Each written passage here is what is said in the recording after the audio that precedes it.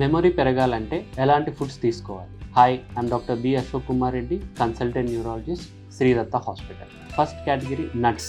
ఇందులో walnuts, pumpkin seeds అంటే గుమ్మడి గింజలు, చియా సీడ్స్. సో ఈ నట్స్లో మెయిన్గా ఒమేగా 3 ఫ్యాటీ యాసిడ్స్ కంటెంట్ చాలా ఎక్కువ ఉంటుంది. ఇది మన బ్రెయిన్ హెల్త్ని ఇంప్రూవ్ చేస్తుంది.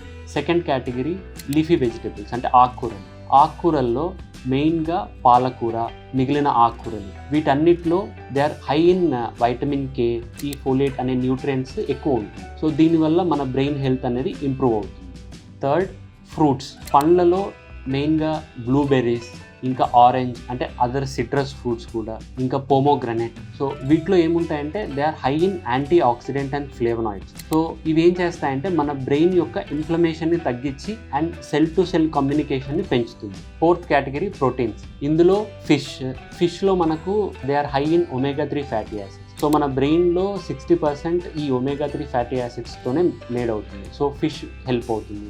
ఇంకా ఎగ్లో మెయిన్గా ఈ ఎల్లో పార్ట్లో మనకి they are high in choline content. So మన బ్రెయిన్లో అస్టైల్ కోలిన్ అన్నది చాలా అవసరం. సో దానికి ఈ కోలిన్ అన్నది హెల్ప్ అవుతుంది. సో ఈ ఇన్ఫర్మేషన్ మీకు నచ్చితే షేర్ చేయండి. Thank you.